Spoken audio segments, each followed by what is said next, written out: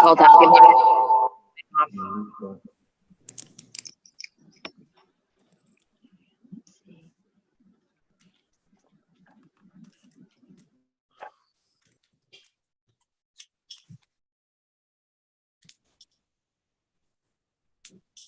Where am I?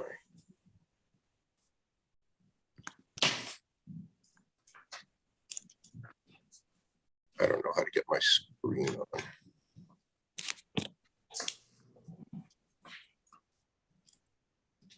Here we go. Got it. Mine is off. I guess I'll turn mine off right now, but after you tell them who I am and what I'm doing, I'm gonna turn mine off.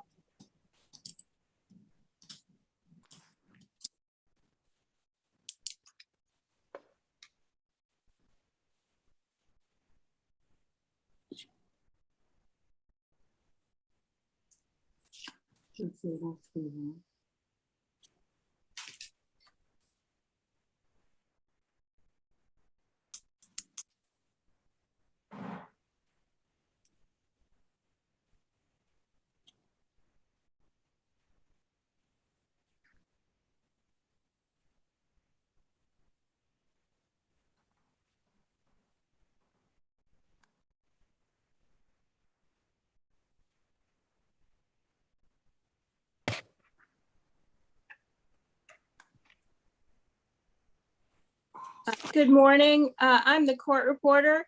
If anyone would like takedown, if you could please let me know and put your email address and who you're representing in the chat, that would be great.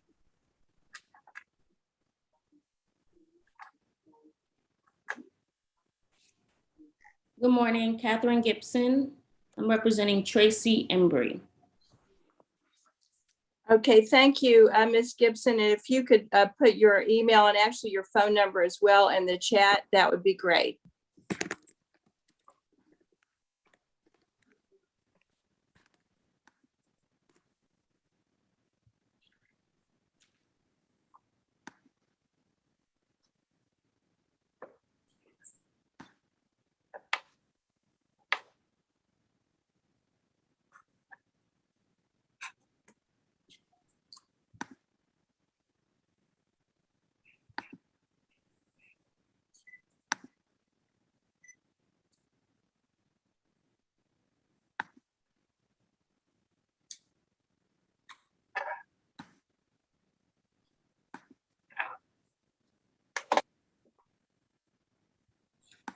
All right, good morning, everyone. This is the civil motions and non-jury trial calendar. I'm going to start by calling the calendar. We're going to see which cases are ready to go, and then we'll start working our way through them. The first case is National Collegiate Student Loan Trust versus Swilling. That case was a dismissal. All right. Position 2, Gomez Painting and Drywall versus Jar House. That case was dismissed. If anyone's here on those two cases, you may be excused. Position 3, Bank of America versus Elvin Coulter. This is Ralph Breeden for the plaintiff, Your Honor. Do we have Mr. Coulter?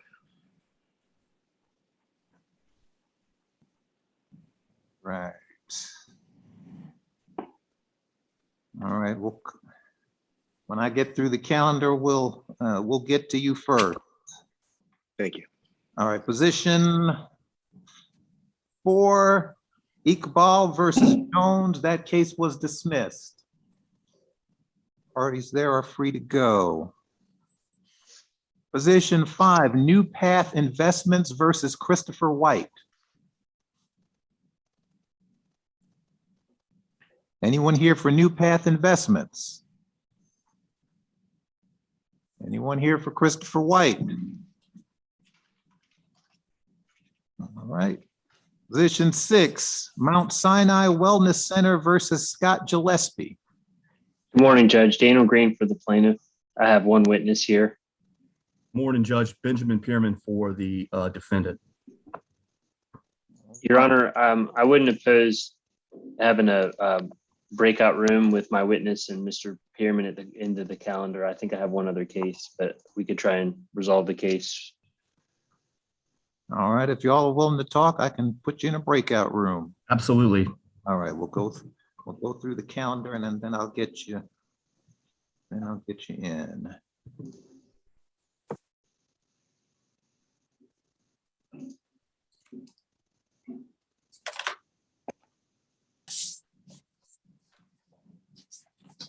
All right, position 7, McPeak versus Chapwis. That was a dismissal. Parties there are free to go. Position 8, Truist Bank versus EC3S Inc. Scott Bushnell here from Mr. Solasi. You may remember this is the third time around, and this time I get to be the plaintiff, and this is our default judgment motion. And my client, Mr. Solasi, is up. Judge Daniel Green here for the plaintiff. All right, so we need to come back for a damages hearing on that. So Daniel, you're here for Truist? Yeah. Is this? Yes.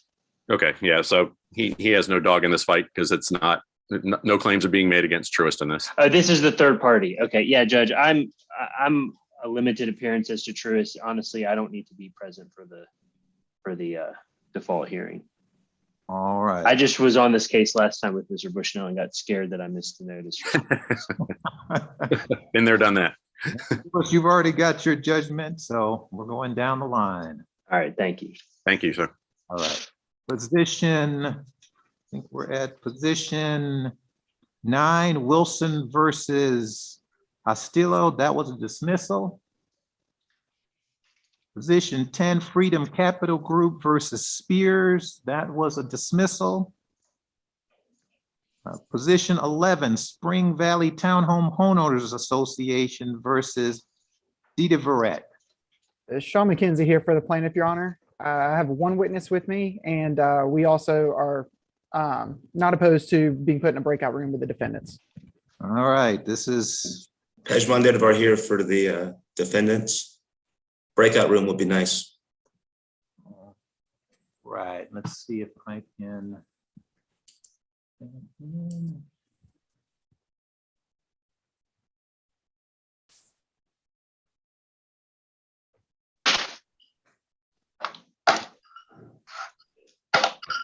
I'll put you in breakout. And Your Honor, Miss Yolanda Dean is my witness who I'd like to join us as well. So we get Ms. Dean in there. Room 1. We'll get you, Mr. McKenzie.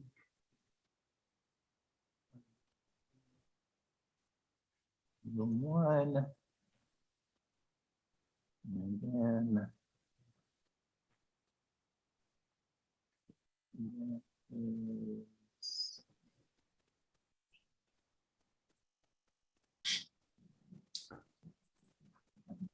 that everybody asked to join room 1.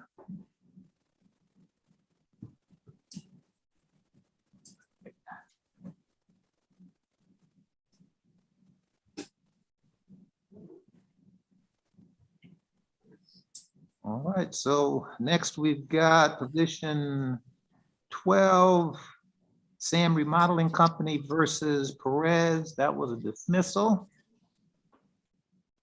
Got position 13, Bueno and Finnick versus Embry. Gary Beelan for plaintiff, Your Honor. I have one witness here. Good morning, Your Honor. Catherine Gibson for the defendant.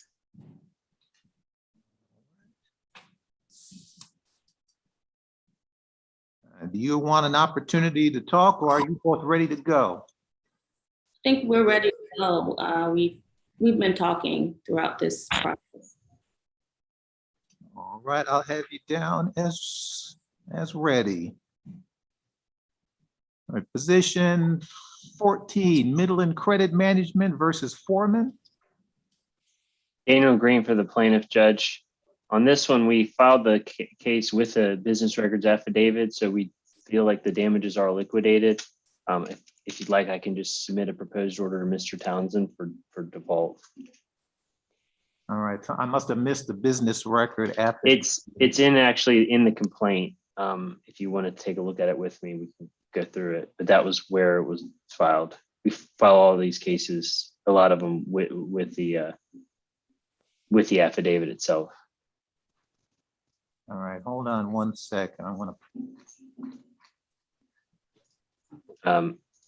Specifically, Judge, I can either share my screen or I can show you the page on the complaint. hold on.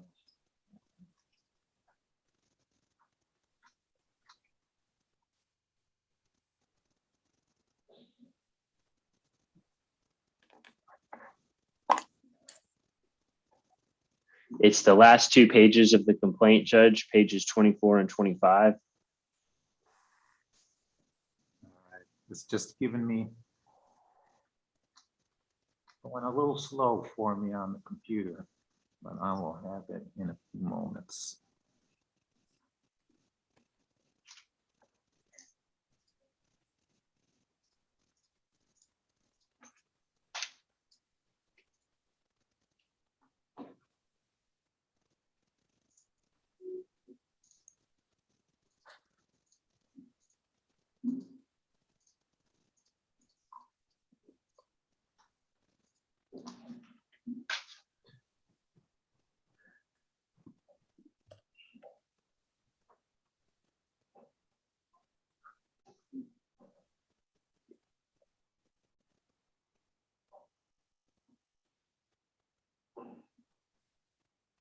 All right, I see it. You said you would submit a proposed judgment to Mr. Townsend? Yes, Judge, I can do that today. All right, we'll look for the judgment on that.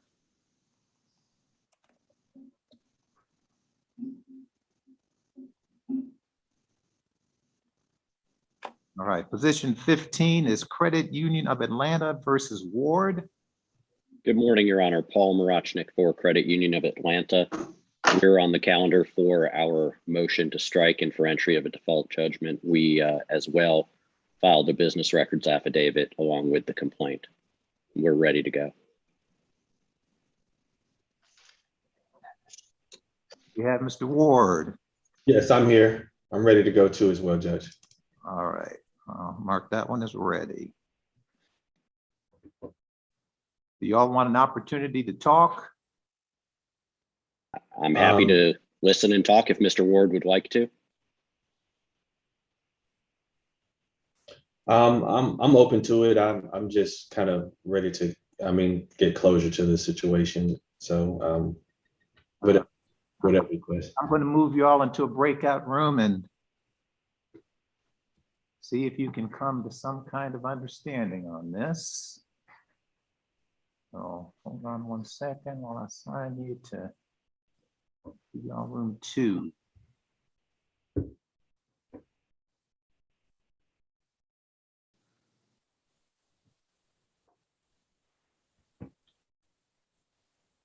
And then, Judge,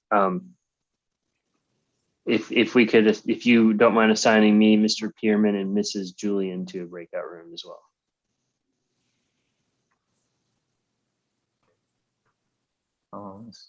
Mr. Green, room 3, Mr. Pearman, room 3, and Julian, room 3.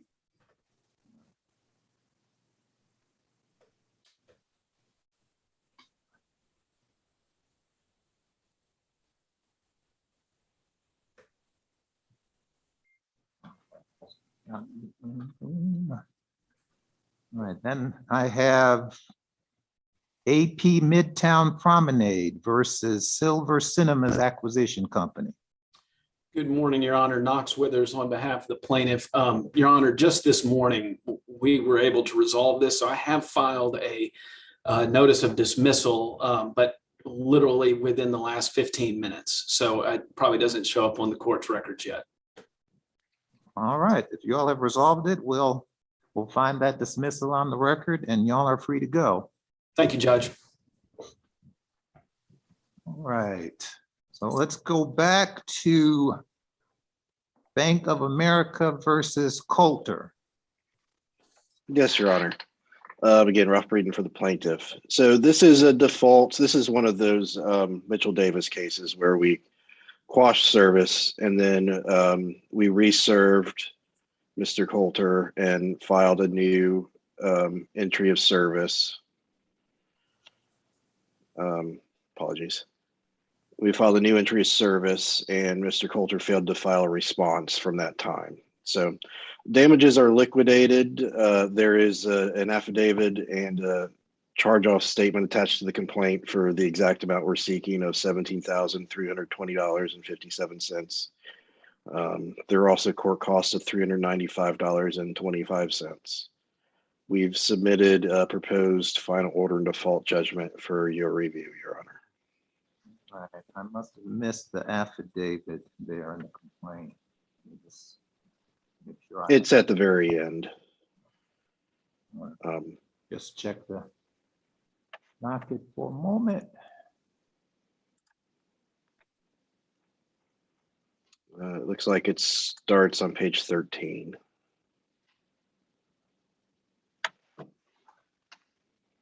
There it is.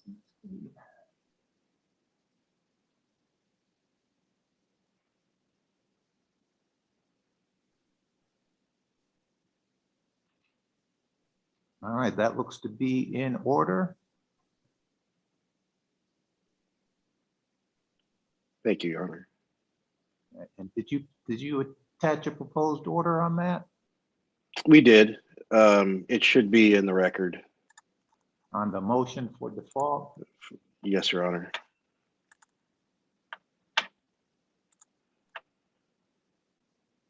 All right, I have it.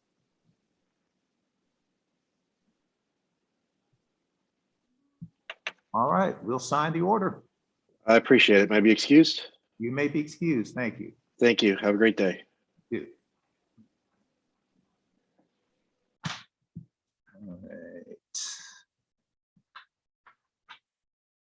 All right. Last call on New Path Investments LLC versus Christopher White.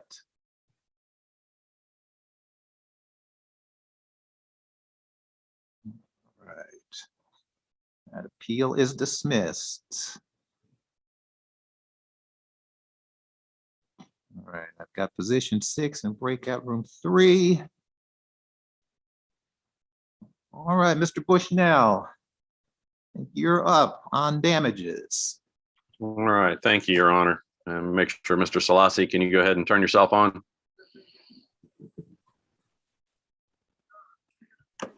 Let me text him. There he is. There he goes. Mr. Judge, just by way of a little background so that you understand where this is, Mr. Salassi actually sold his company, EC3S Incorporated, which was the company that had owned the Mercedes-Benz that was the subject of the whole lawsuit prior to all of this happening. It's these defendants who, through an asset purchase agreement, failed to make all of the payments on this car. You know what ended up happening with that situation. He's the one that ended up eating the judgment because of his personal guarantee. So this is our lawsuit back on them. Okay. Raise your right hand, Mr. Salassi, unmute yourself. Raise your right hand. You solemnly swear or affirm testimony you're about to give in this matter be the truth, the whole truth, and nothing but the truth to help you God? I do. All right. State your name for the record, please. Amaha D. Salassi. You can put your hand down. Okay. Were you formerly the owner of EC3S Incorporated? Yes. Okay. And through an asset purchase agreement, did you sell all the assets of that corporation to defendant Terrence Smith and Right Fix Incorporated?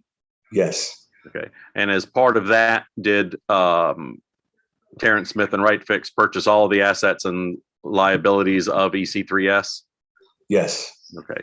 And was one of the assets and liabilities the Mercedes-Benz that was a subject of the Truist lawsuit against you? Yes. Okay. And was Mr. Smith and Right Fix supposed to make all the payments on the lien on that car? Absolutely. Okay. And they didn't pay for it, did they? Correct. Okay. And did you make repeated demands that they make the payments and that they didn't make the payments? Yes. Okay. And instead you got a judgment against you by Truist. Is that correct? Yes.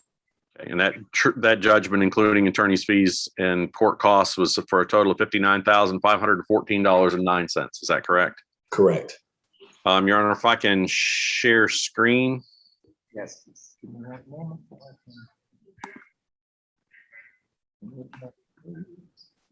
All right, right now. Oops, where did it go?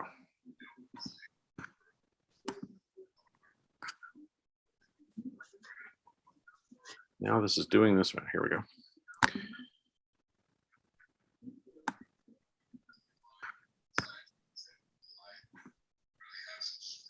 And I am showing you what has been marked as Exhibit A. And is this the, after the car was repossessed, did you end up having to spend $3,000, $3,094 to have it sold through auction? Yes. Let me show you what's been marked as, well, the second page of this exhibit on the left-hand side. What you're seeing is a check for the amount of $965. And it was that to pay the cost of the storage up in Philadelphia when the car was ultimately located. Yes. And on the right-hand side of the screen, I'm not sure why this worked out this way. Did it cost you $650 to get the car shipped back down here? Yes. And then on the right-hand side of the screen is that charge for $26.35 for postage to overnight that check up to Philadelphia. Yes. And is this another postage in the amount of $33.96 that you expended on this case? Yes. If I can figure out how to close that. Okay. Tender defendants Exhibit A. And have you had to hire an attorney as a result of what's going on in this case? Yes. Okay. And Your Honor, I will state in my place that thanks to everything that's going on here. Let's see. I'm not sure what happens here. Well, I'm trying to share my screen. Does that come up? No, not yet. I'm looking at the.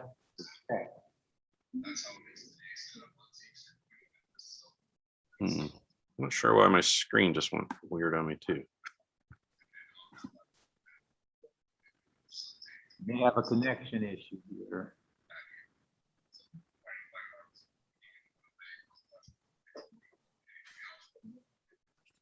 Am I still on the Zoom? Mhm. Or I disappeared? You are on the Zoom. Okay, here we go. You are. Here we are. All right, so let me make sure. What was that? Do that thing from front to back thing. Sometimes will happen to you.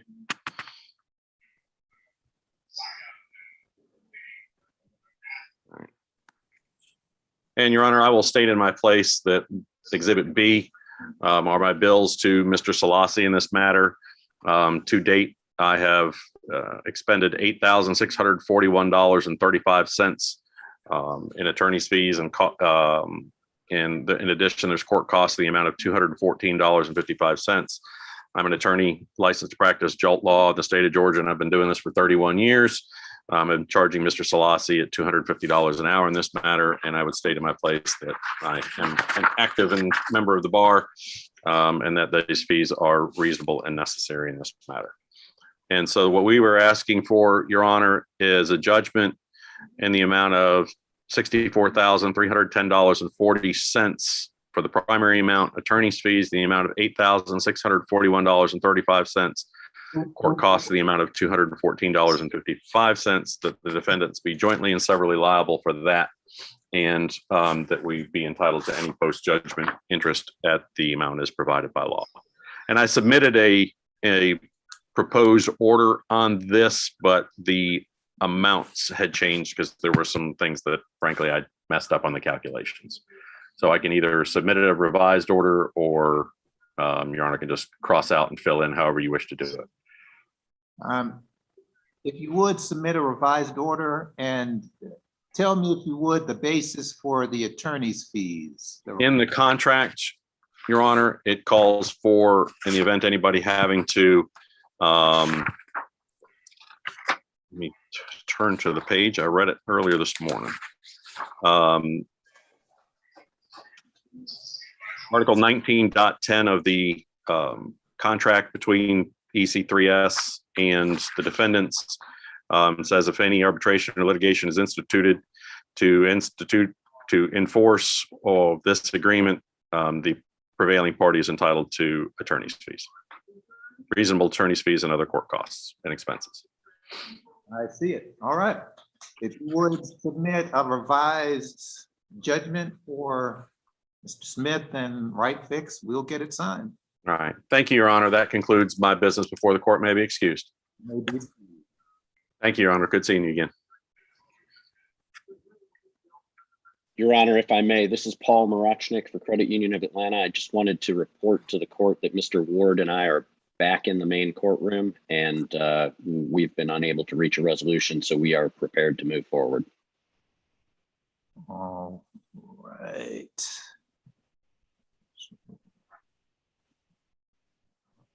You are ready. All right. Let's see where. Still got someone in breakout room 1 and breakout room 3.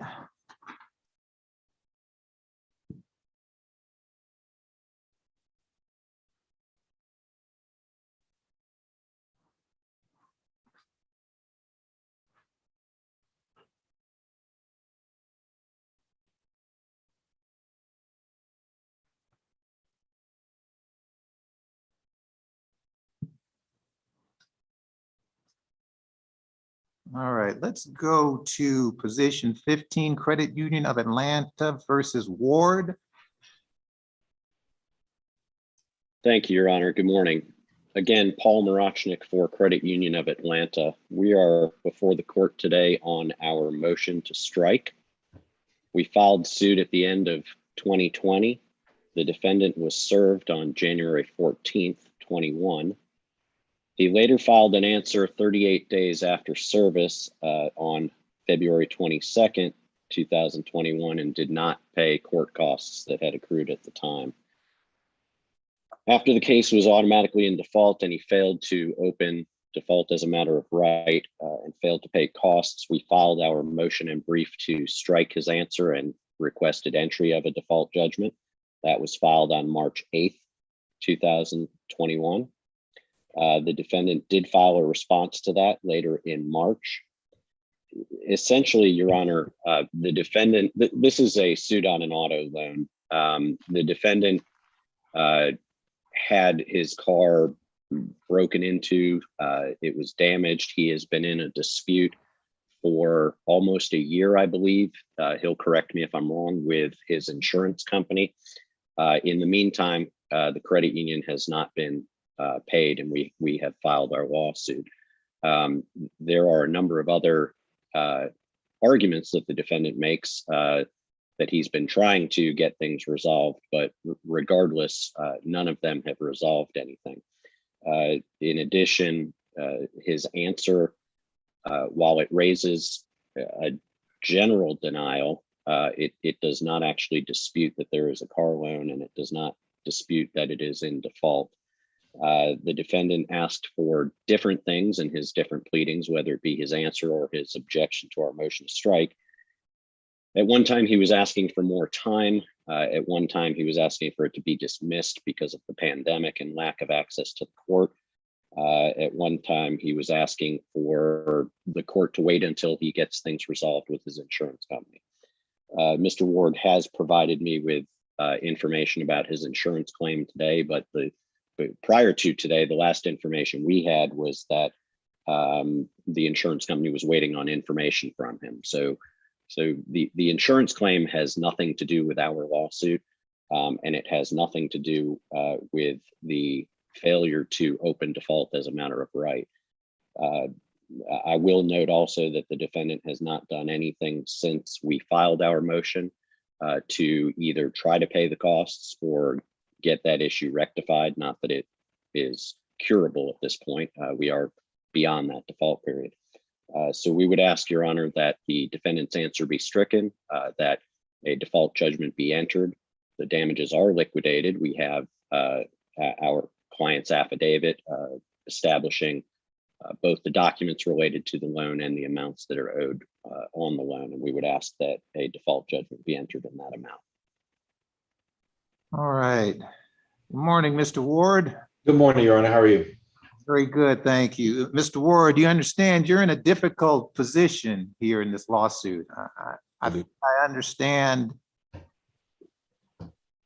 I think I understand the predicament you're in, but the issue I have this morning is that I'm not in a position to hear the merits of your claim or the substance of your claim because your answer was filed too late and there was nothing done legally in court to allow me to consider a late answer. Do you understand what I'm explaining to you? Yes, Your Honor. When I submitted my answer, I also submitted in that answer why I was responding late. I had tore a pectoral muscle in my chest, which you can clearly see in my response. So that had me down for a while. I'm left-handed, so my whole arm, I can't write, can't type, couldn't do anything. I have doctor's notices and all that stuff, and I had a 6-month period recovery time. So from February up until August is when my recovery time. That's my accrued recovery time for my torn pectoral muscle, because I am a working stuntman in the film industry. So that is, it prevents me from doing anything at that point, working, daily activities and everything. So that's why my response was late, which I noted in my response. So that is an explanation. I understand the explanation, but in order for an answer that's as late as your answer is to be considered, there's a specific procedure that you have to go through. There has to be a motion to open default, and there are certain prerequisites under the statute that to open default that you have to satisfy. And I hear an excuse, but I don't legally have the discretion to consider the excuse unless you take care of some things on your end, and that hasn't been done. Well, I'm open to doing that if there's a continuance, because again, I'm affected by the pandemic, of course. I'm on unemployment. I've been on unemployment for almost 2 years now. Okay, so that and having access to an attorney to help me out with this case is somewhat non-existent at this point. So the things that you're asking me of, that would sound like I would need to have some legal consultation for that. So for me not responding in the type of manner that I should have, I would like to possibly ask for some, as you're giving me the knowledge on that, I would like to ask for some continuance so I can satisfy that if need be. Your Honor, we would object to any continuance. Mr. Ward shared with me in our breakout room that he has legal counsel who was helping him with his insurance claim. Certainly, if he had the need for any counsel in this case, he had someone at his disposal. We filed our motion in March. It is now almost 6 months later. So I don't see the reason for any continuance whatsoever. I don't believe the law affords him another opportunity. And I think that even if he were to file a motion at this late date to open default, I think that the court's discretion is very limited at this point.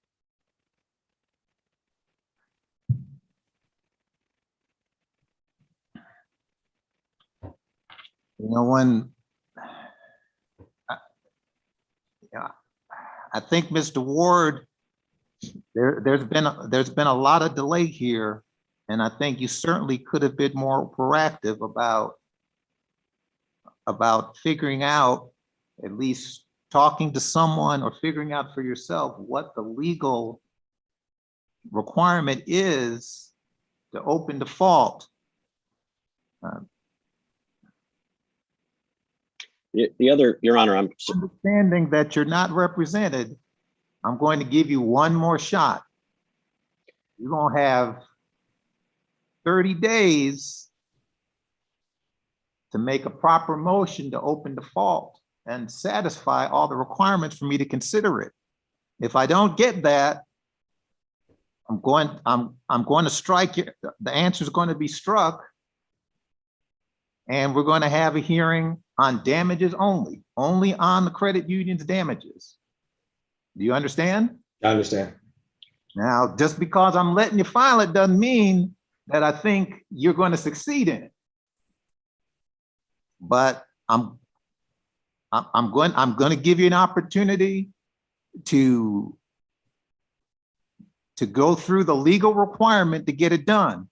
And it's not just going to be, it can't just be, I had all these hardships. There's more to it, and you're going to have to either do the research yourself or you're going to have to get a lawyer to help you.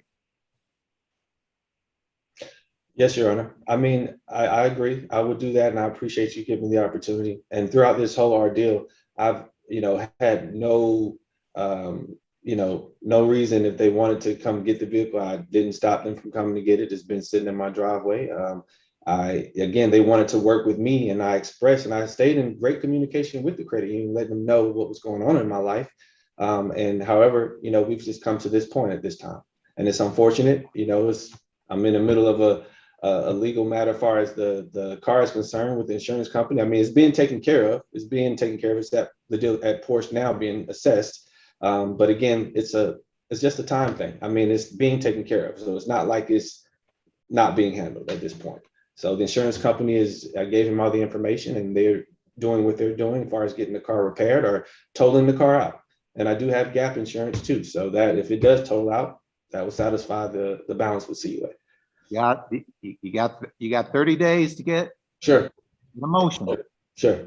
Your Honor, if I may, we would just ask that if either if a motion is filed that is denied or a motion is not filed and the court strikes the answer right off the bat, we would ask that the court rule and grant our judgment without necessity of another hearing.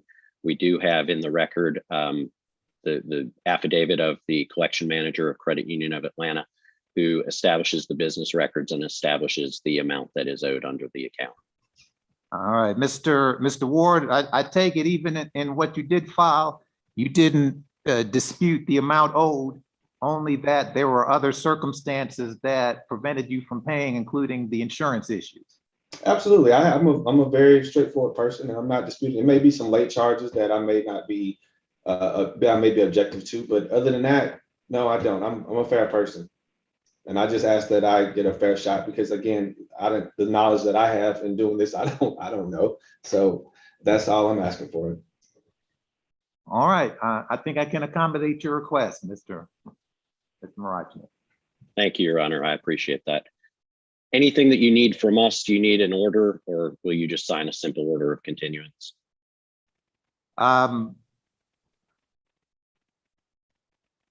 We'll just take care of the order on the continuance. Mr. Townsend will handle that. Thank you, Your Honor. All right, thank you, Mr. Marachnik. Thank you, Mr. Ward. Y'all are free to go today. Thank you so much. Thank you, Your Honor. Have a good day. Bye-bye.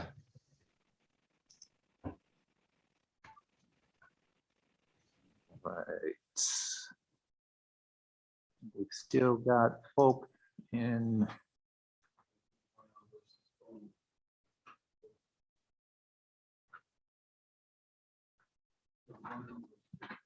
Yes. All right. Bueno and Finnick versus Embry.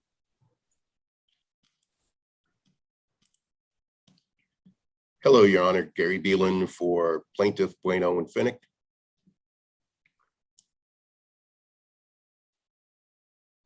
Good morning, Your Honor. Catherine Gibson for Ms. Tracy Embry. All right. And we are here for hearing on damages. Yes, Your Honor. Mr. Beelan, you can go ahead with your presentation. Thank you, Your Honor. Before we begin, I think that council had exchanged documents, and I believe that Ms. Gibson was okay with our plaintiffs 1, 2, and 3. She had wanted to take a look at plaintiff's exhibit 4, which was our invoices. So I think we're waiting on that. Ms. Gibson had submitted defendants 1, 2, and 3, and we had objected to defendants exhibit 1 and 2. I didn't know if the court wanted to make a ruling on that motion in limine. We believe that D1 and D2 relate to a completely different contract, a completely different transaction that has no relevance in this litigation, which is on a purchase and sale agreement. All right, so what do we have objected to, D1 and D2?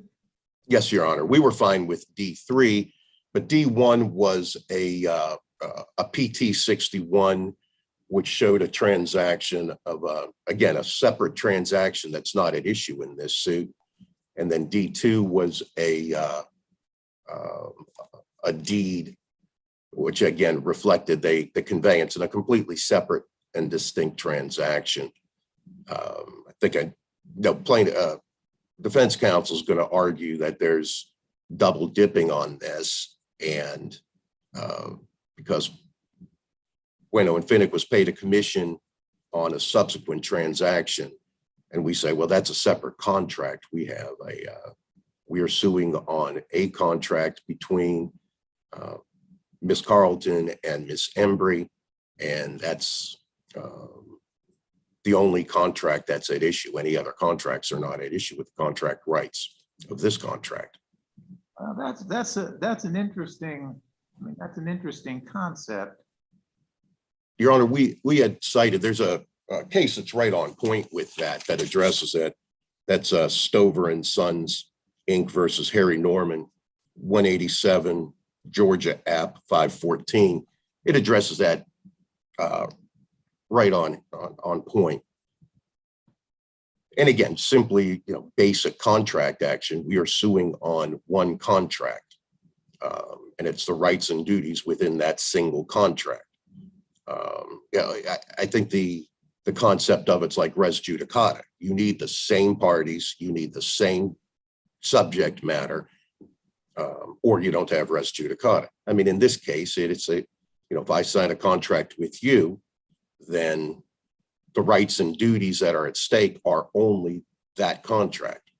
I deserve to be paid for whatever I'm providing to you, and you have an obligation to pay me, which is separate and distinct than any rights or obligations that may present themselves with respect to me in another transaction. Why so to John Smith something, your rights or duties are not affected by mine and John Smith's rights and duties. Excuse me, Your Honor. And that's, like I said, this issue has come up before, and Stover and Sons is the case that addresses it head on. I'm going to take a quick look at that over. And Your Honor, if I may respond. You may. The listing agreement that is at issue in this case was incorporated by reference to my client's contract. Is the same listing agreement that was incorporated by reference to a subsequent contract, which then commissions were paid on for the same property, the same seller, and the same broker. And so all they did was utilize the listing agreement on a subsequent contract and charge the seller commissions. It is the same exact listing agreement that they are now seeking to charge my client commissions for. So we believe it is highly relevant to present evidence of the subsequent sale, because a broker doesn't get paid twice for selling the same property. They only get paid one time. In addition, that case. The issue, though, to me, it seems like, right, there was a contractual agreement here to pay. And the fact that they ultimately the fact that they ultimately were able to achieve a commission later doesn't erase the contractual obligation and the refusal to pay. That would make it the obligation dependent on happenstance, whether or not they were able to find somebody else to take it or not. And that would leave, it seems to me, that in practical effect, it would leave a lot of folks free to just simply back out of their contractual agreements, hoping that down the line, they'd wind up getting some money some other way. I don't know if just walking away from it is the right solution here. I guess the issue of damages. So she would not only have to show breach, or Bueno and Finnick would not only have to show breach, but they would also have to show the court how they were damaged by the breach. And the damages that they are going to be asking the court to award are based on this listing agreement. The same listing agreement that they have attached to a subsequent contract and have received commissions for. And so we're just asking the court to allow as evidence the deed which shows the subsequent sale was for, in fact, more money. It was, the purchase price was higher than what they would have received had Ms. Embry closed. So we're not asking the court to decide the issue. We're saying it is relevant that they use the same listing agreement and attached it to a subsequent contract and then recovered damages in excess, or I'm sorry, recovered commissions in excess than they would have received. That's the evidentiary issue of relevance. And in that Harry Norman case, the contract language is different from the contract language that is in this particular case. These GAR contracts are forms and they're changed over the course of the years. And when you compare the language in the Harry Norman case to the language in this particular contract, it is a different contract. And so we do not believe that that Harry Norman case is precedent for this particular situation. You're Go ahead, Mr. Beelan. Council has completely misconstrued what's at issue here. We are suing on a purchase and sale agreement.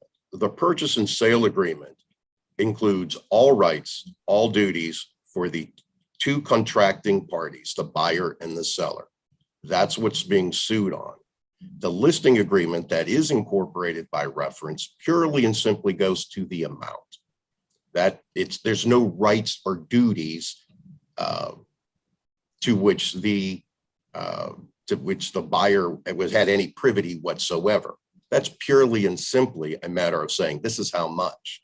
So again, the focus on this is we have one contract, a buyer, a seller. What are the rights and duties? All rights and duties are controlled by that contract, not any subsequent contract, not any prior contract.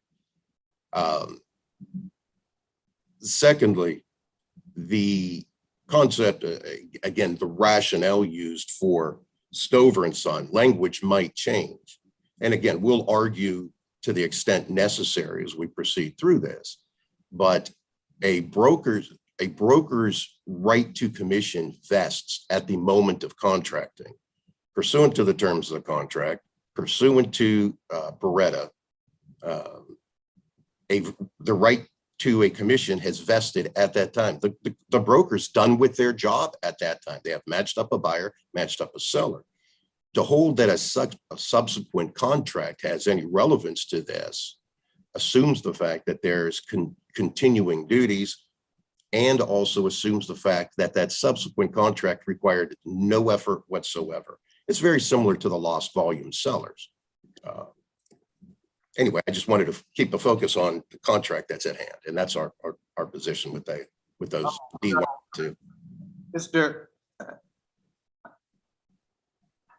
Mr. Beelan, I agree with your argument on the law. I am going to allow Ms. Gibson to present the documents and put the documents in the record just to preserve the record. I do not believe those subsequent contracts are relevant to the issue of damages, but I will let her make her case and her argument for the record. Thank you, Your Honor. Thank you, Your Honor. That out of the way. Just as a brief recap of how we got here, the owner of 4545 Clipper entered into a listing agreement with RE/MAX to sell her home. Defendant Ms. Embry entered into a purchase and sale agreement to buy 4545 Clipper during the term of RE/MAX's listing. The defendant refused to close on the sale and admitted default in the unilateral termination she signed. RE/MAX brought this suit to recover its real estate commission from defendant as the defaulting party in that transaction. And as the prevailing party in this case, it seeks to recover fees it incurred in collecting the real estate commission. This court granted judgment to plaintiff against defendant as to liability by order entered May 11th, 2021. The court reserved the issue of damages for trial, both as to the amount of real estate commissions RE/MAX is entitled to recover and the fees and costs RE/MAX incurred in collecting this commission.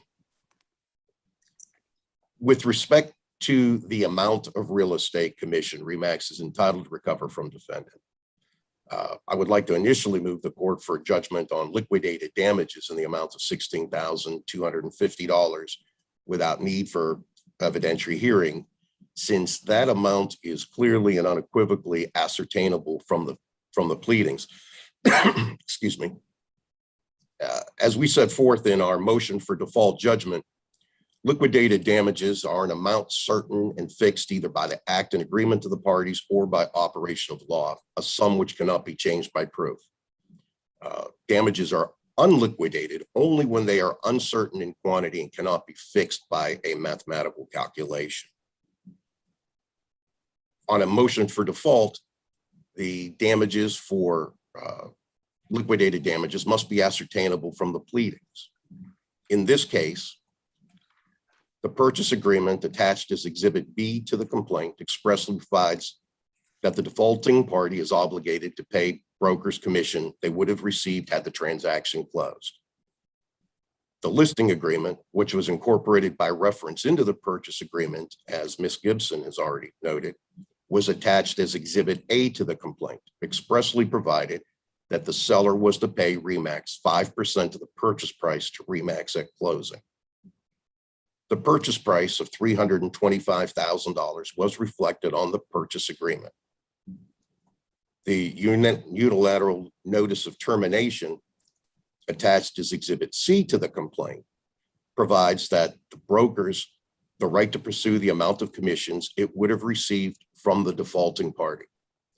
Therefore, we have an exact computation of the amount that RE/MAX is seeking in this transaction. 5% of the purchase price, which is what RE/MAX would have received had the transaction closed. So again, just as a preliminary matter, we would like to motion the court for, in the interest of judicial economy, that RE/MAX receives the judgment in the amount of $16,250 as liquidated damages on their commission claim. All right, Ms. Gibson, you have a response to that motion? Yes, Your Honor. We are asking that that motion would be denied.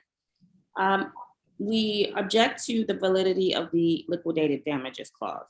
Putting that argument aside, we are, in looking at the complaint and the purchase and sale agreement, it states that the listing agreement is incorporated by reference. In addition, the contract itself includes check marks for the exhibits and addenda. The listing agreement was never included as an exhibit to the contract. So this listing agreement could have reflected a commission of 50%. Ms. Embry would not have known. Under the liquidated damages clause, the amount of damages has to be ascertainable. In this case, it was not, because she did not have the listing agreement to even determine what would the amount be. In addition to that, the commission agreement, which the plaintiff is suing on, specifically has two sections. Section 6, which states the seller must pay 5% to the selling broker, and Section 6C, which says the selling broker must pay 3% to the cooperating broker. So if there is a broker which assists in bringing a buyer, that broker would have received 3% of the purchase price, leaving 2% to the selling broker. The selling broker would not have received 5% of commissions in this case. The selling broker would have received 2% of commissions. At closing, the selling broker would have received a check for 2% of the commission, not 5%.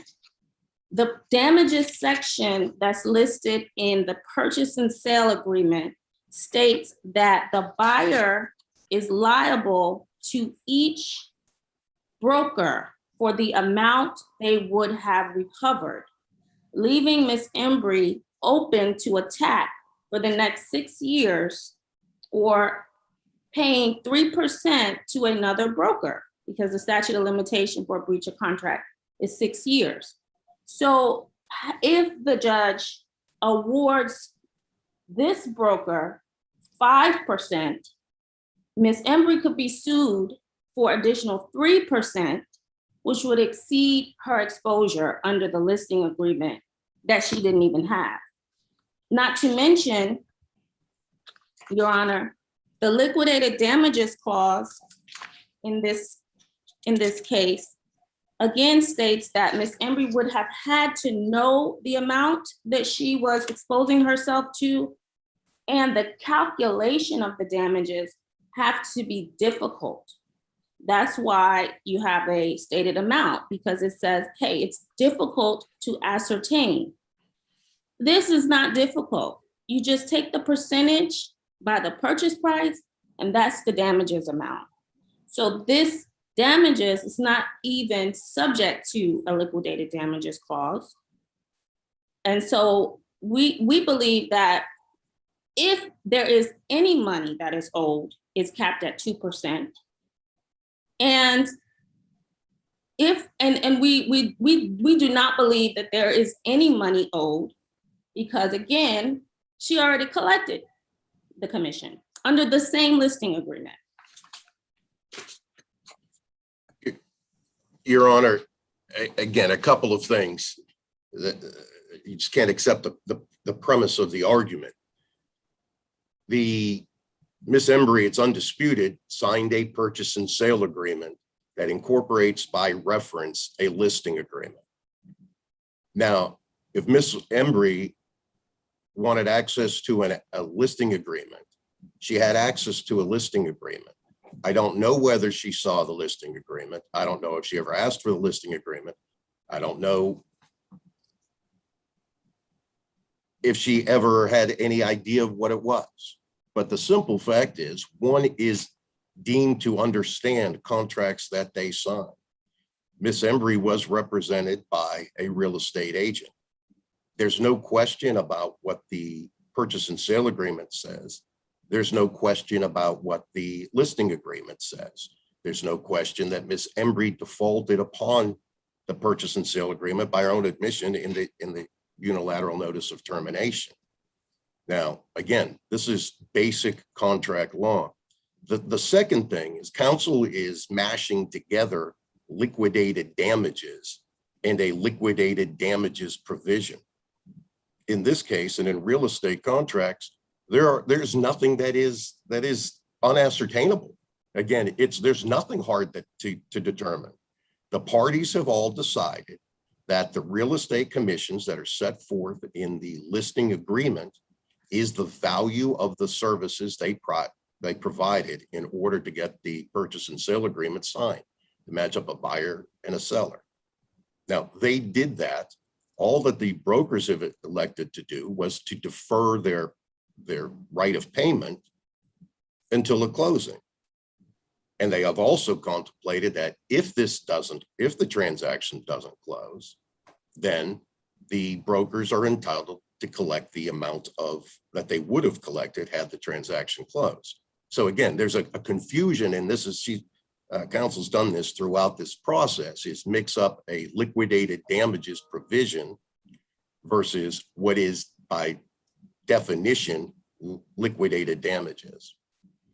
The final matter on this is that listing agreement is very clear. The first box says seller is obligated to pay the listing broker 5%. The seller has no other obligations. The next box says the listing broker will share its commission with the selling broker. Now, we can't share something that is not paid.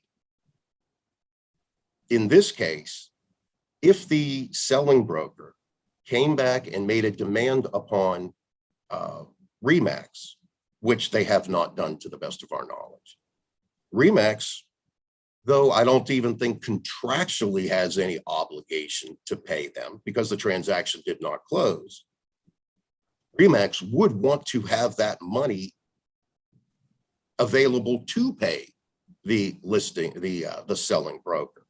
So again, it's very important. The two boxes, box one, seller has an obligation to pay listing broker 5%.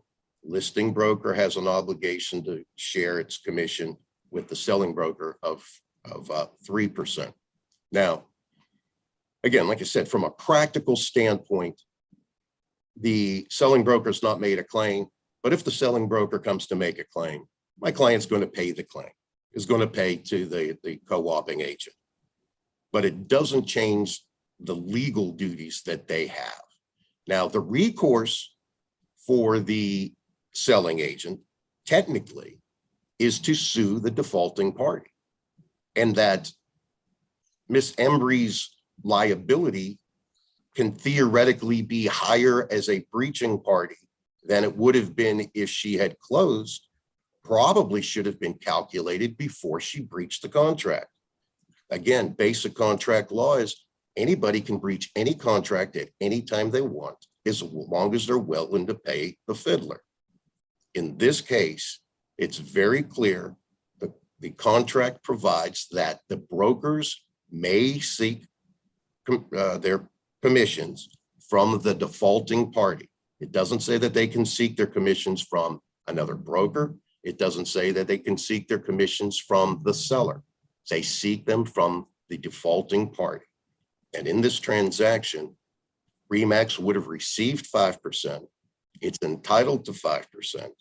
If the selling broker makes a claim for its 3%, well, then RE/MAX can make a business decision based upon that. But the selling broker's true claim is against the defaulting party. Thank you. Yeah, that's not what's in the contract. That's not what's in the contract. I'll read you the sentence. Ms. Gibson, I'm sorry, Ms. Gibson, I don't need to hear any more argument on this point. I'm granting Mr. Beelan's motion.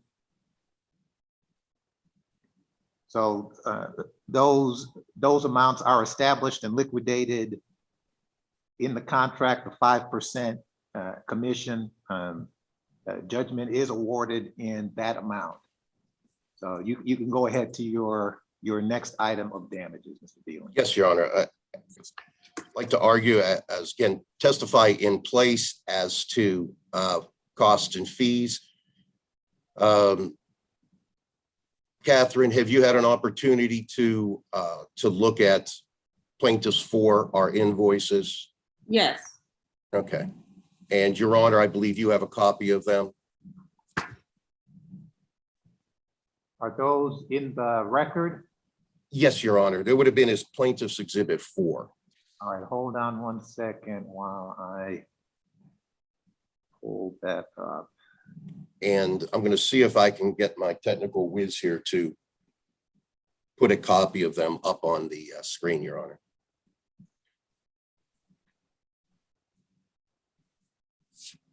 Your notice of filing trial exhibits. Yeah, why do I have everything here? Could I make this larger? Here, oh, uh-oh, I didn't want to do that. Why do I have this here?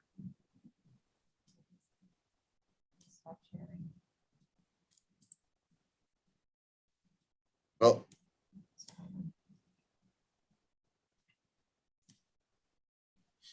Your Honor, we're trying to figure out how to get P4 up on the screen. Well, my paralegal is doing that. Can I just proceed on? Yes. Okay, thanks. Okay, counsel is going to testify in place as to RE/MAX has incurred $22,797 in fees and $260.42 in costs in collecting the real estate commission. That plaintiff is the prevailing party in this litigation, is contractually entitled to recover these fees and costs from the defendant. And again, the prevailing party provision in this matter is at section B2D of the purchase and sale agreement, which would be pages 5 and 8, which provides in any litigation or arbitration arising out of this agreement, including but not limited to the breach of contract claims between buyer and seller and commission claims brought by a buyer broker, the non-prevailing party shall be liable to the prevailing party for its reasonable attorney's fees and expenses. Again, we'll testify as well as the reasonableness of the fees that are reflected on P4 and that the work counsel performed on P4 was necessary. Again, P4 is Your Honor, do you have P4 in front of you? I do have P4. So is this, are you looking for fees pursuant to the contract 13-111? Well, Your Honor, the contractual provision, yes, I guess, yes. Which again, we did provide the notice to plaintiff to tender in our complaint, in addition to the demand letter that we previously sent. So we satisfied the preconditions necessary for contract fees. But again, also contractually, section B2D of the purchase and sale agreement provides for prevailing party fees.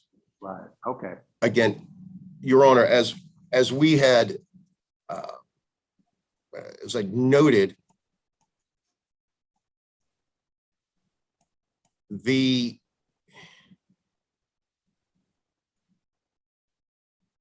plaintiff was granted judgment on his claim for commissions in this order. So obviously we are the prevailing party. RE/MAX is the prevailing party. My billable rate in this case is $225 per hour, which rate is reasonable and customary for the services of an attorney with similar training and experience in commercial litigation. Again, I've been practicing in Georgia Since 1998, I'm a partner with the law firm of Drew Eckel Farnham. In addition to my work in this case, I was assisted by my paralegal, Linda Hewlett, who was a paralegal for the firm. Her time was charged at a rate of $135 per hour, which is reasonable and customary for a paralegal of her experience in commercial litigation. She has been with the firm for over 25 years, Your Honor.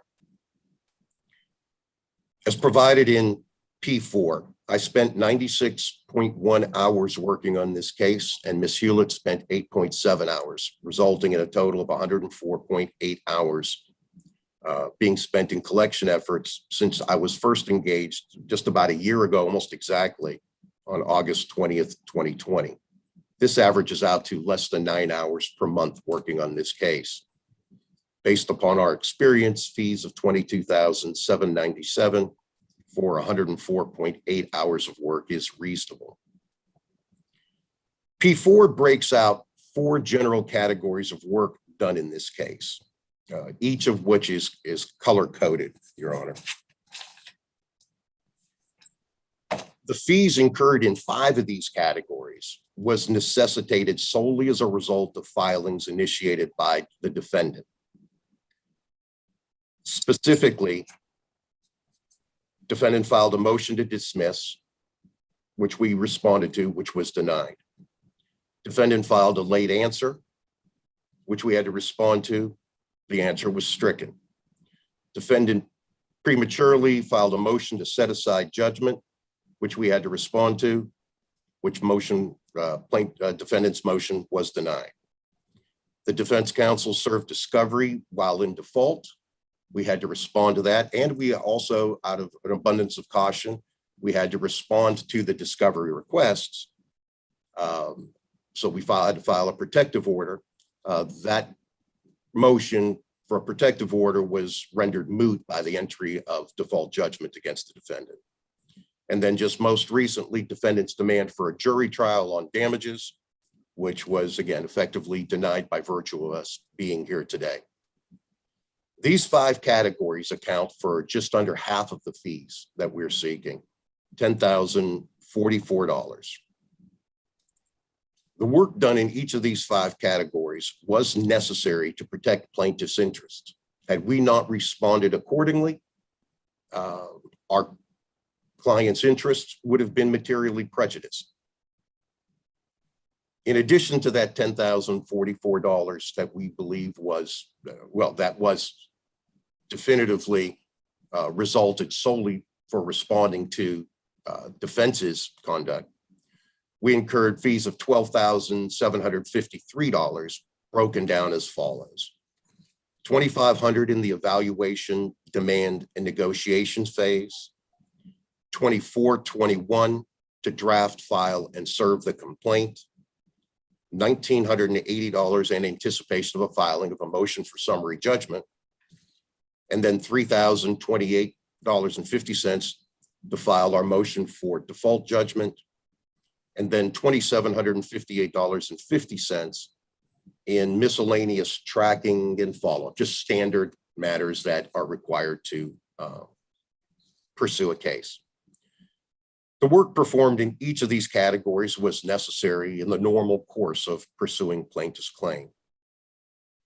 Plaintiff has also incurred $260.42 in costs in connection with the filing and service of its complaint, which costs are reflected on P4. Again, you'll note, the court will note that there's a $20.69 charge on page 1, and then the last page is an additional $239, which reflect the total costs in this case. Based on this testimony, plaintiff as the prevailing party prays that it recover from defendant as the non-prevailing party costs and fees in the amount of $22,817.69.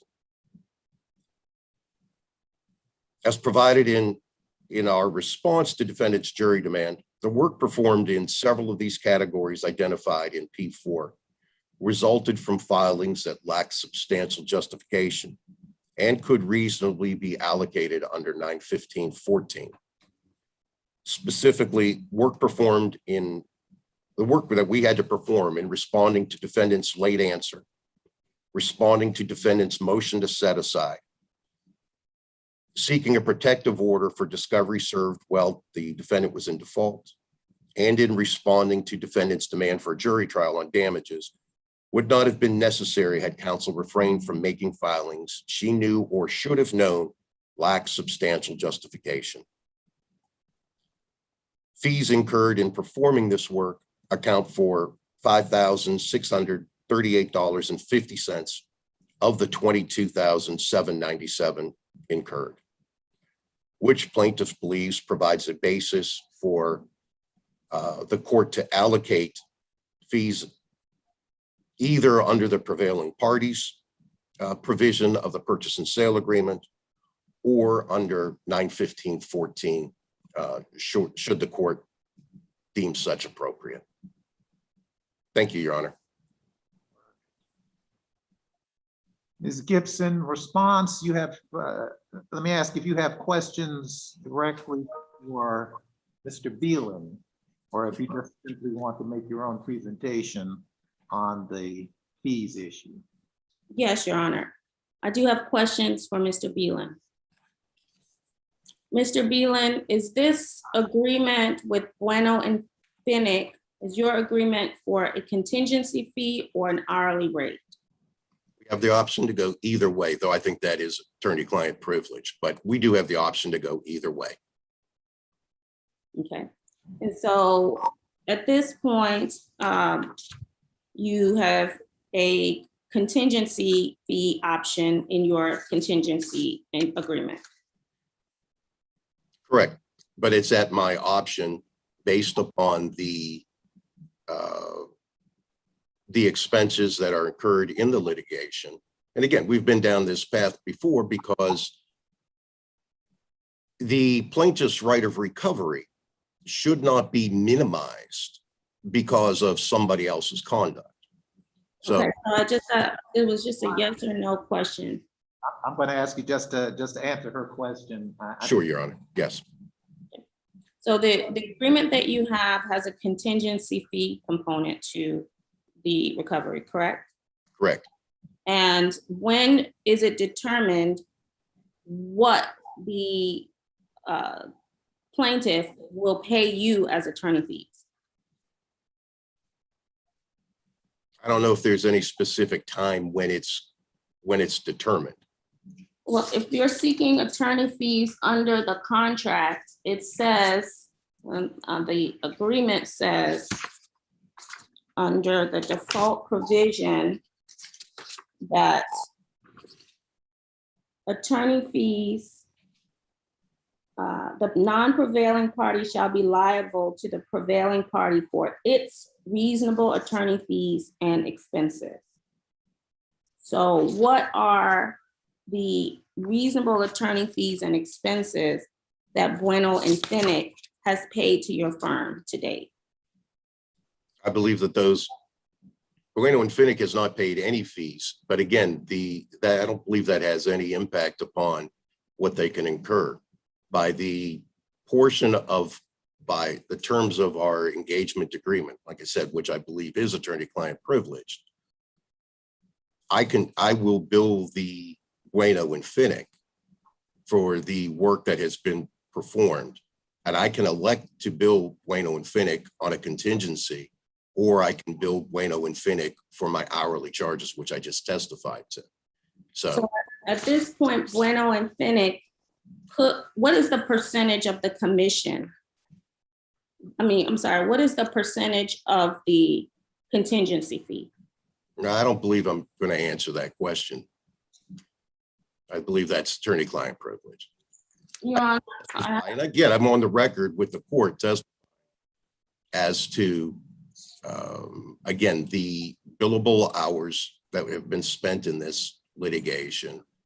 And that, again, unequivocally, it is my election based upon the transaction to either bill Bueno and Finnick under a contingency, or I can bill them on the hourly rate. And again, the purpose of this is sometimes there are smaller contingencies that again, we have to make a living that you look at and you say, it's just not financially prudent to take that case. But that deprives the client of the right to pursue their options of their rights.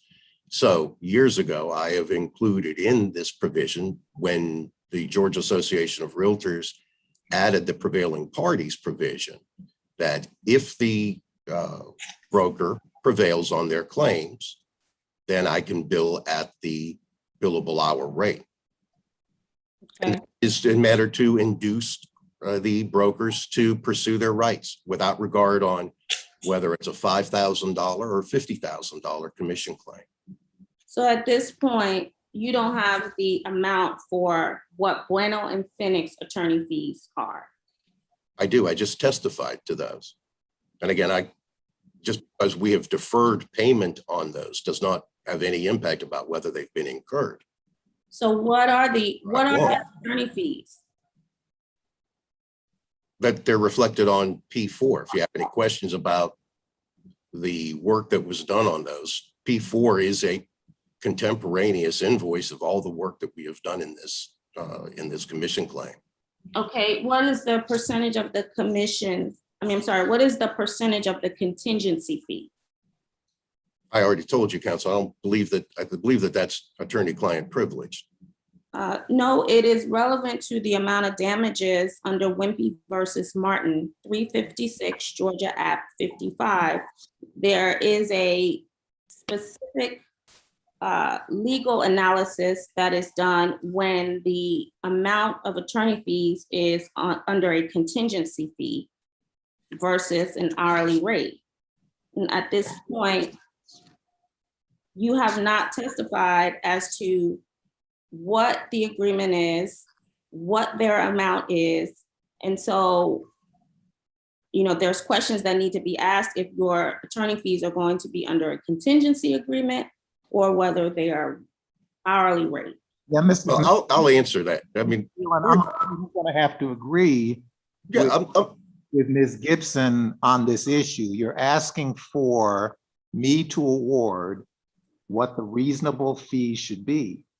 If there is an agreement in place that sets a different amount, I think I need to know what that amount is and take that into consideration. I mean, I'm taking into consideration, of course, the level of pushback we got from the defendants and all those filings. I hear your argument there, but I think I also need to know if there's an alternative that you could choose to bill but have not billed, and that you do choose to bill or that you choose to recover in some situations. I think that's relevant to the issue of reasonableness.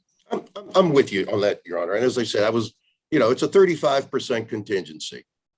Now, what we have put in there, and again, it becomes that it's really unreasonable for me to spend 100 hours on a case for 35% of $16,000 in this case. So what we have done, and Your Honor, I will look for my engagement agreement and testify on the record of that portion of the agreement. Do we have?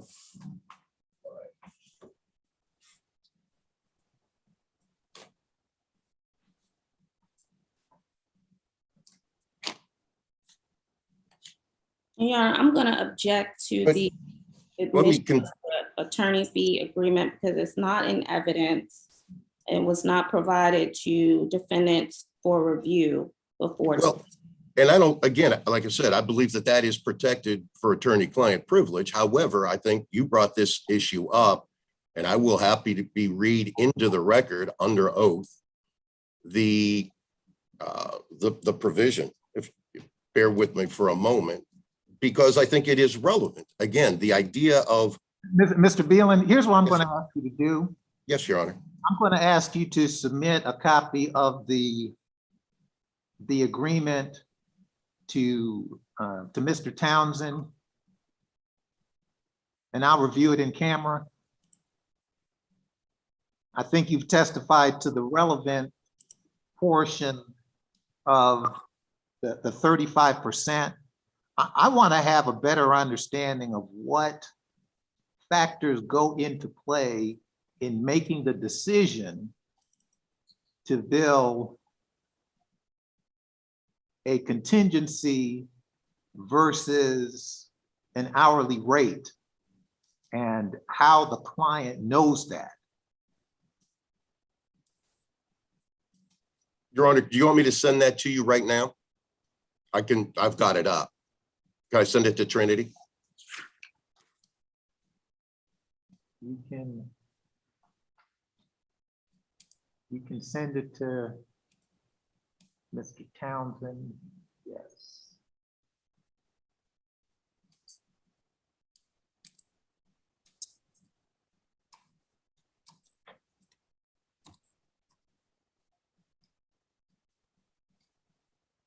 I've got too many screens going here.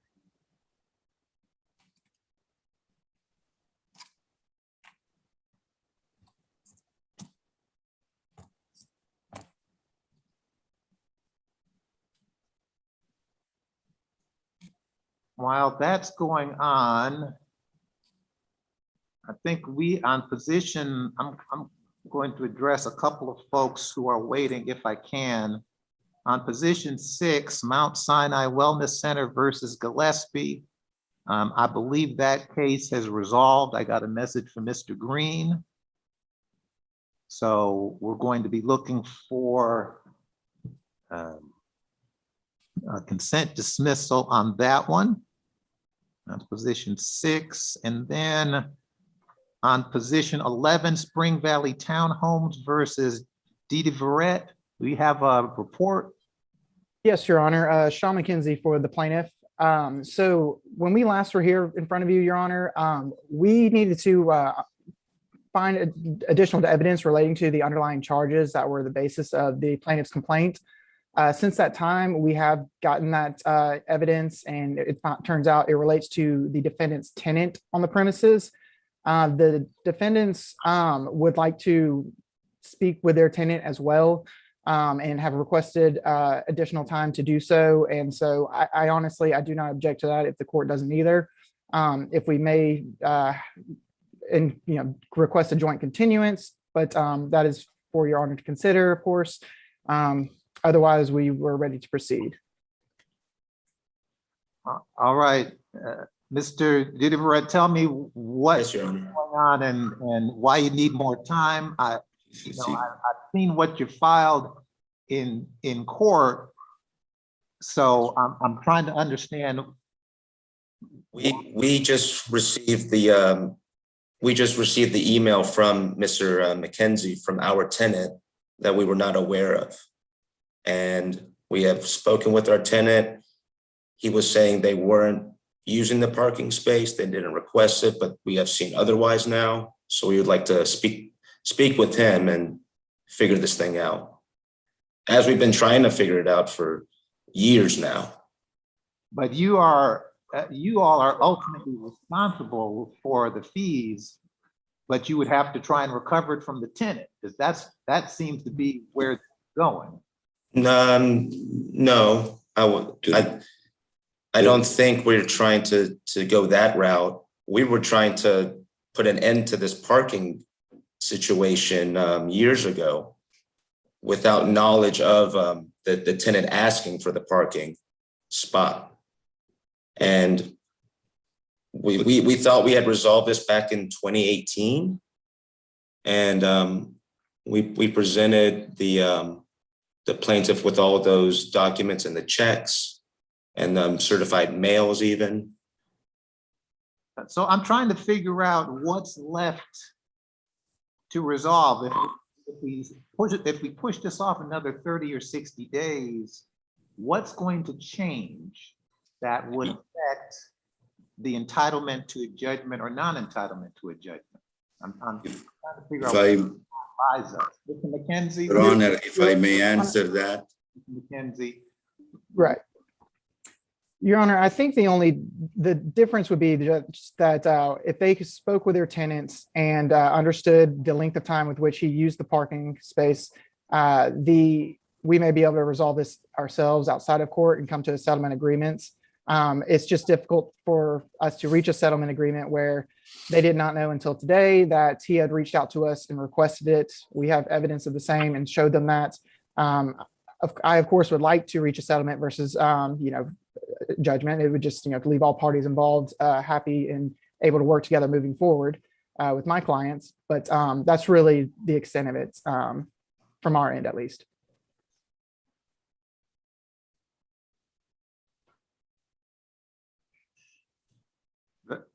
The real question is, does the homeowners association still contend that they're entitled to these fees? They do, Your Honor. They do. Yes. So, Mr. DiDeVeret, either you're contesting the fees or you're not. And regardless of whether the tenant requested them or not, that they did. So the real issue is if you're responsible for paying them because your tenant requested them. Your Honor, if I may speak, the email that we just received from Mr. McKenzie, it states that the tenant is requesting information. I'm just looking at the email that was provided to us this morning. The tenant is asking for information and he's asking for the payment method for a temporary parking space, not for the duration of years. Specifically, it says I need it temporarily. And there was no response from the homeowner association or the management company to him, providing him how he needs to pay and what the duration is going to be. So the email provided to us is just asking, what do I need to do to get temporary parking? All right, so here's my issue. So this case has been out there for a while. This is the second time we're here. The first time we were here, we were aware, all parties were aware that there were issues here with who requested the space, how it was requested, and how it was paid. Now we're here on the day of the second hearing, and there is information being passed for the very first time on the day of the hearing that bears on that issue. It's not fair to anyone to be handling these things at the last minute.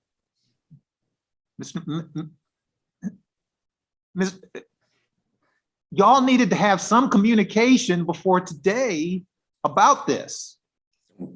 Your Honor, we've set a time to speak if the continuance is granted either this Thursday or next Tuesday to be sure that we touch base on this prior to any potential new court dates so that they can have time to discuss with their tenants and we can move past this. I want to get this right for everybody. Your Honor, yes. I want it to be just. So I'm going to give you one last shot to get it together. Your Honor, if I could say one. And it's going to be soon. And Sure. we're going to resolve it with whatever information we have at that time. That sounds good, Your Honor. I apologize and thank you. We appreciate it. Your Honor, if I could say one more thing. We tried to reach out multiple times. I submitted a document with a timeline, a whole call log from it was June 15th was our last appearance. And we reached out multiple times trying to resolve this. No communication at all. And Mr. McKenzie, I'm counting on you first to shepherd through and stay in touch with Mr. DiDeVeret, okay, so that we can get all the information out there that everybody needs to resolve this one way or the other. Before. I understand, Your Honor, and that's why we set those dates and beforehand. You're absolutely right. All right. All right, y'all make your cues. We'll give you notice. All right. Thank you so much, Your Honor. Have a great day. Thank you, Your Honor. Thank you. Thank you.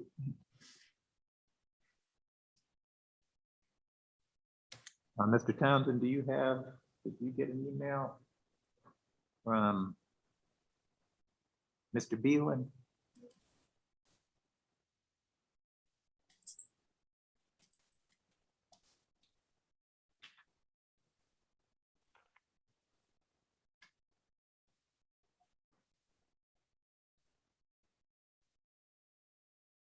All right, Mr. Beal, bear with me. I'm going to step off and get the document off my printer so I can have it in front of me.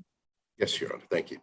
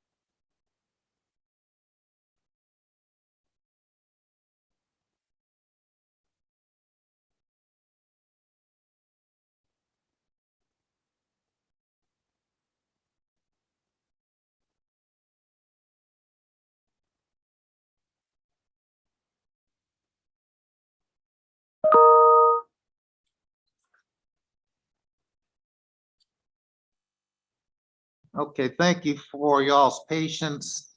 I do have the engagement letter in front of me.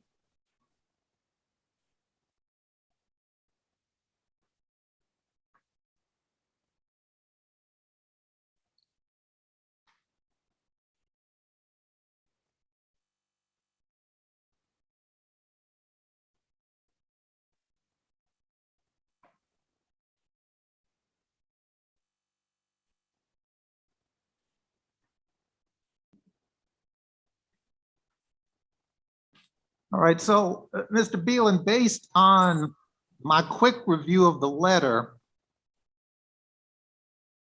help me understand the hourly billing.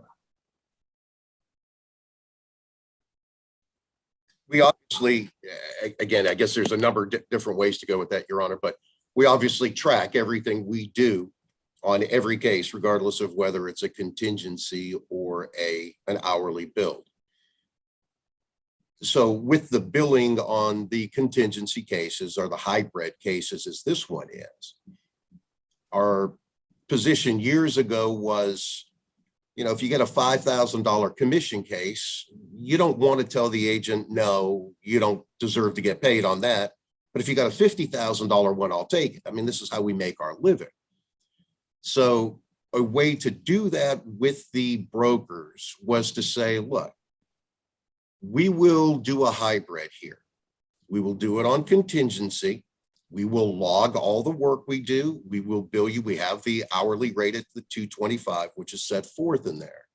Said if there is a prevailing parties provision, however, we will pursue recovery under the prevailing parties provision. And again, it's a matter of the fees for work have been incurred. We have just agreed to defer payment on those fees until the case is finally disposed of. This is, I'll tell you how I read it. and you tell me if this is an accurate summary. If the amount, if you recover nothing, well, let's put it this way, if you recover a small amount,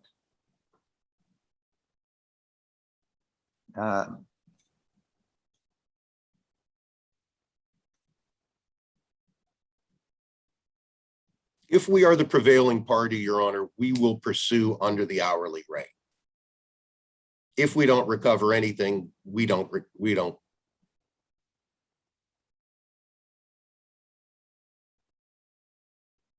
And again, the idea is, yes, that helps. That's what I was trying to articulate, but you articulated it better than me.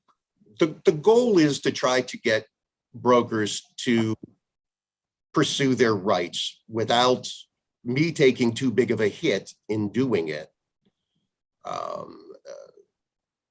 And I want to provide them a basis where we can look at what are the facts, what are the law, not what are the cost constraints.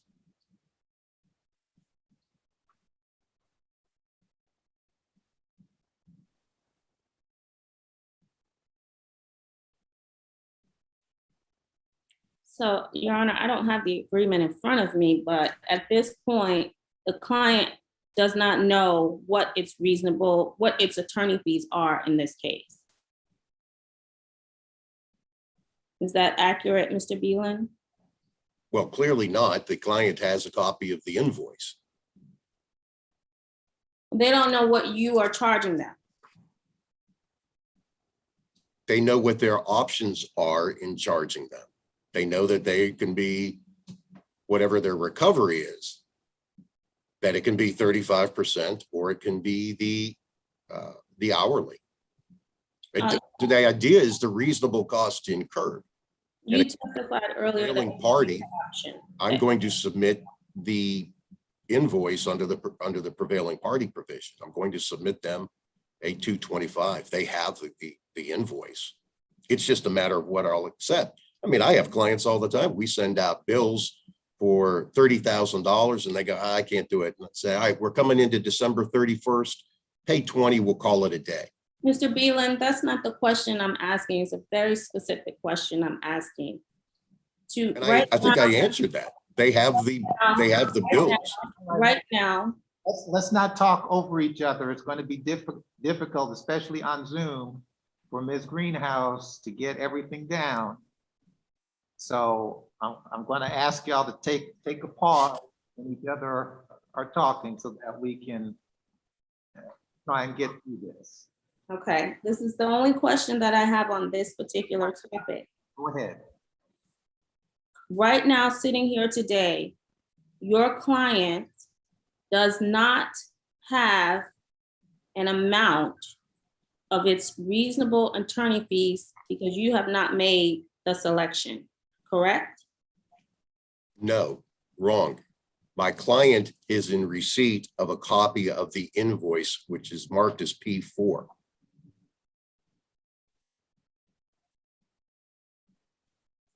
You testified that it's your selection, it's your choice as to what method that you would bill them, and you haven't made that choice as of yet, correct?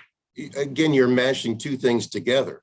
Now, and I'm trying, I can't be any more unequivocal on this. I have sent the P4 invoice to my client. Now, which is completely separate and distinct from what will I accept as payment from my client? What I will accept as payment from my client is in great measure dependent upon what the court decides. But it's two separate questions. My client, I did the work that is presented on P4. My client is in receipt and in possession of P4. So that's the answer to your question. What I accept in payment, again, is going to be dependent on what the court does. Okay, Your Honor, I asked the court to strike his answer as non-responsive. I think it's as responsive as it's going to get. Okay, I'll move on. Thank you. You also charged for a motion for summary judgment on this invoice. Did you file a motion for summary judgment in this case? No, we didn't. But that was, again, in the normal course of prosecuting any contract claim. You do some work in order to, when answers filed, you see what you have in order to do, excuse me, to submit it to a motion for summary judgment. Obviously, the course of events in this case didn't lead itself to, or the need for, a motion for summary judgment. Your Honor, I have no further questions. All right. Any argument? Ms. Gibson, I think, Mr. Beelan, you've made your argument in your presentation.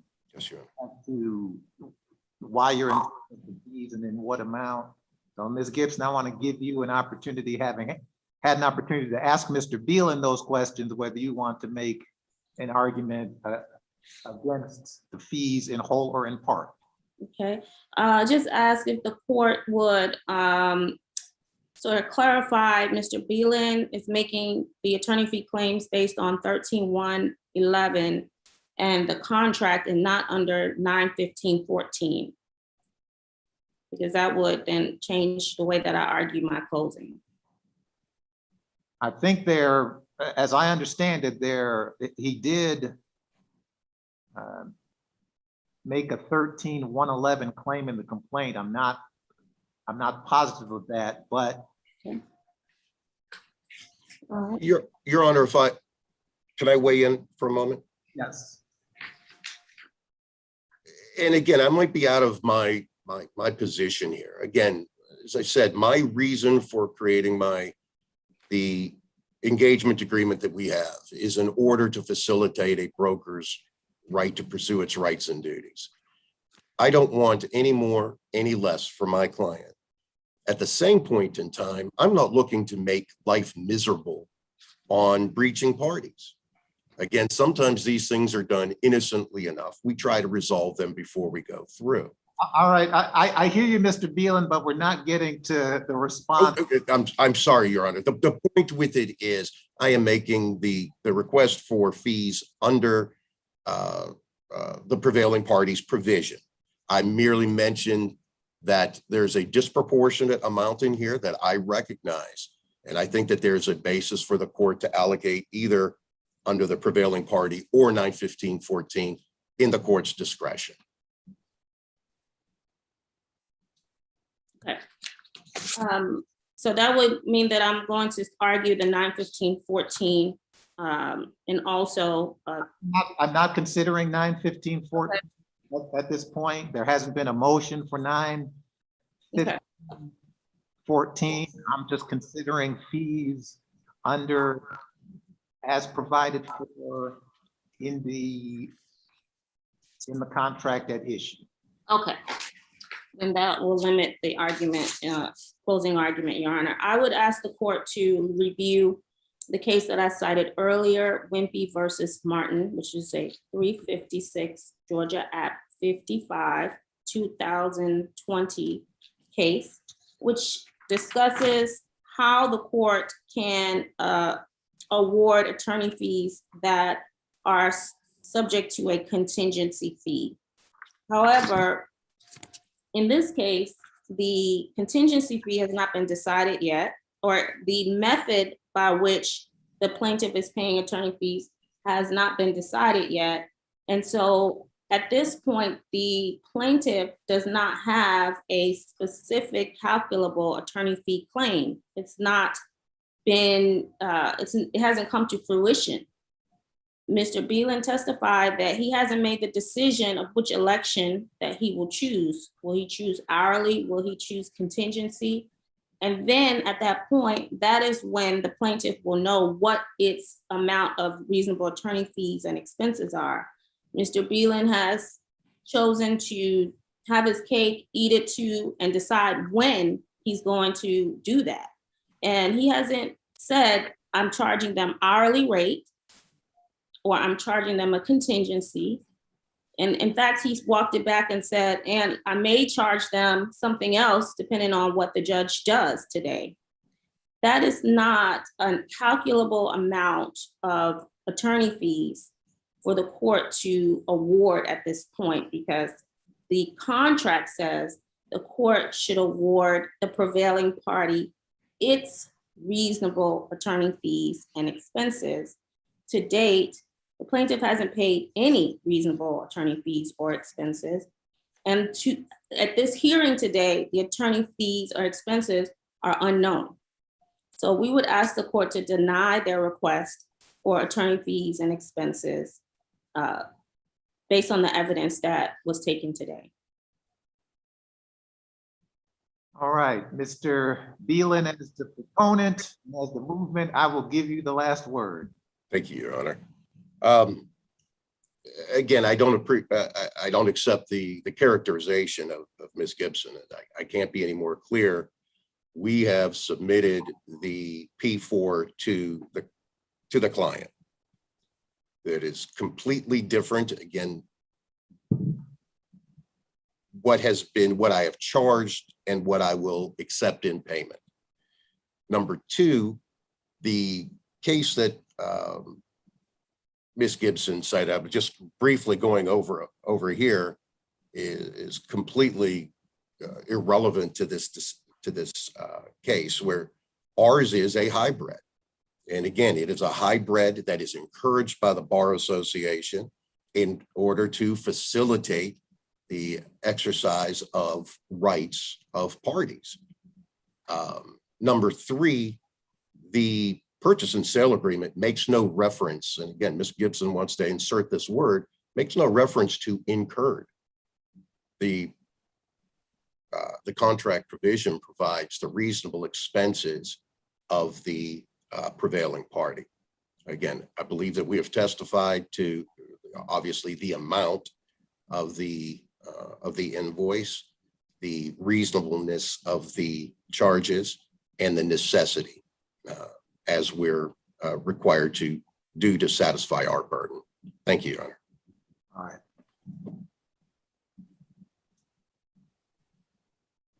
So I am prepared, as we discussed before, to enter judgment for the unpaid commission. I also determine that plaintiff is entitled to reasonable attorney's fees. I don't think that because they are reasonable and because the parties may disagree as to what the amount are, that they are unknowable. I think it is for the fact finder to determine what the reasonable amount is. As I sit here today, I'm not certain that 22,000 plus is reasonable, but I'm also not certain that 35% of the unpaid commission is reasonable, given everything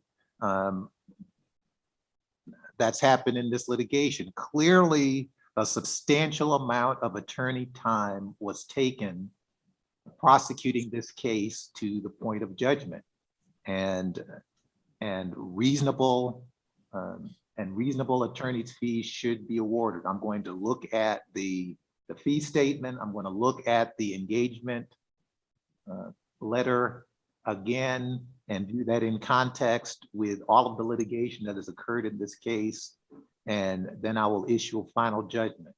I will ask you, Mr. Beelan, if you would, to send your proposed judgment and to copy Ms. Gibson on it. And I will and send it in Word format. I'm not gonna alter what I've already talked about in terms of the unpaid commission, and I'm not gonna alter it in terms of costs. The only issue that's left open is the total amount of actual attorney time and fee.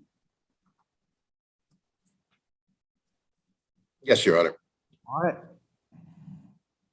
And if there are no other questions or issues on that, I will